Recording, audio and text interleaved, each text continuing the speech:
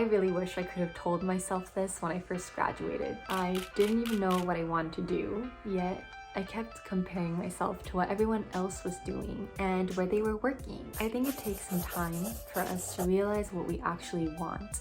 And it's such a waste of time spending that focused on other people when you could be expediting that process by really turning that attention to yourself. Right now I work at Disney, and I think that the position I find myself in now is a position I would have killed for, when I first graduated. I might have reached my past self version of success, but now that I'm here, I'm understanding more of what it is I actually want and what the things I want to go for are. A part of that success for me was realizing that security I'm looking for is not a person, a place, or a job. So I would encourage, instead of chasing status, define what success really is to you. I'm realizing this as I get older. You have one life. At 25, I had 1 year of being 25. And do I really want to spend my 20s and those precious time in my life doing what other people want or what I want? It's such a time for self-discovery. Why not put that focus back on yourself? Later when you're looking back, you can thank yourself now for doing those things. This is a fun one because dating in my 20s made me realize how much baggage I actually have.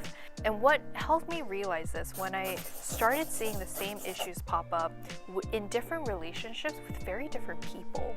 And it was almost like I was looking at a mirror, and it clicked for me that this isn't a you problem, this is a me problem.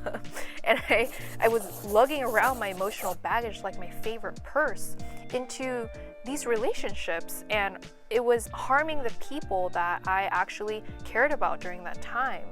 And that's when I realized that I can't be running away from my emotions and compartmentalizing them. And even though in the moment I felt in control because I wasn't allowing myself to be emotional, I would always describe myself as even keeled. But in reality, because I wasn't processing what was going on, my problems would never really go away, and they would just be sitting on the shelf, and then it would rear its ugly head in my relationships.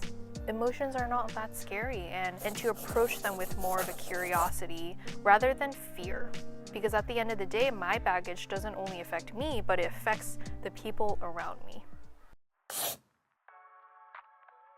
The interview question I hated the most was, where do you see yourself in 5 to 10 years? And whenever I was asked that question, my answer would always be I have no idea. And I'm pretty sure as the interviewer, you have no idea either. And maybe they do, who knows. But in the beginning of my career, I remember giving myself so much pressure to have an answer to that question, but I realized that most of us really don't. When I say be patient with your career, for me, I realized that this is a long game, and I don't need to know the entire map in order to make moves for myself. Which brings me to the second point, being impatient with my day-to-day work. And for me, what really worked well in terms of how to balance not really knowing what I actually want in 5 to 10 years, but also having this bias of action and a sense of urgency in the present was, really just prioritizing my learning. And if I'm not learning in a role, ask for a different role. Or if I'm not learning at just a certain company, leave the company. And another point is identifying really awesome leaders and following them. I've made decisions on my career in the past where I've prioritized the people versus the specific job. And I would say for me, that was definitely the right decision because you can learn so much from them. So overall, if I was talking to my 20-year-old self, I would tell her, don't worry so much about what you want to be doing and just start doing stuff. This is something I learned this year at 25, and I learned it a little bit the hard way. I had someone very close and personal to me that really crossed that line with me and my family. And it's easy in the moment to just say okay and move on. And I think a lot of us can say that we've been there before. You know, oftentimes when someone crosses your boundary, it's not going to be the first and last time.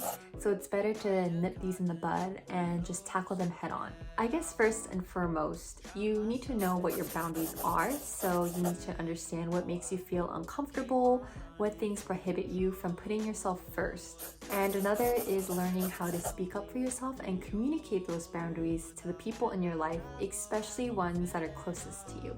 The harder conversations you're willing to have, the less complicated life will be, and a lot of issues and fights can typically be avoided if you're willing to have those tough conversations up front. You're bringing together two different circles, you and them, and you're merging two different lives, like a Venn diagram where there's things that overlap in the middle, but there's also room for separation. That separation is your boundary. It's in the realm of things that are comfortable for you that might not necessarily be what the other person wants. But it's really important to remember those things for yourself and speak up for yourself. I have this silly mantra that I like to live by, and it's I want to love myself and I want to know what I love. And I feel like in your early 20s, it's that pivotal time when you're forming your identity, right? But it's also really tricky because you're immersed into, okay, now you got to figure out your career and society telling you this is what is good and right and successful. And I started to realize that I had to actively peel away those definitions and find my own definition of, okay, what do I really love to do? And this really hit me because of something my parents said. So for some context, my parents got married in their early 20s and they had me at 25. My mom told me that while she was raising me, she had small dreams here and there, but she didn't think that it was that important. But now looking back, she tells me that I should really hold on to my dreams and really take care of them because they don't come as easily as you think.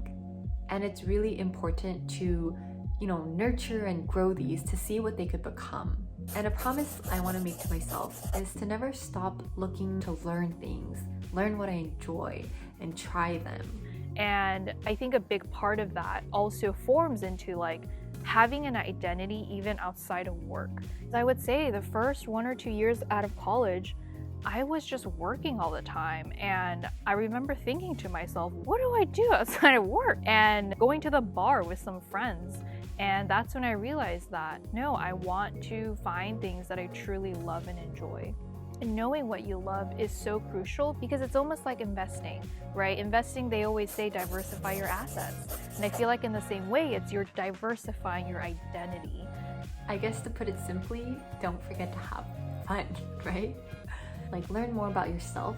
That way, when life really hits and things get busy, you know the things that you enjoy and you make time for them and you prioritize your happiness in that way too.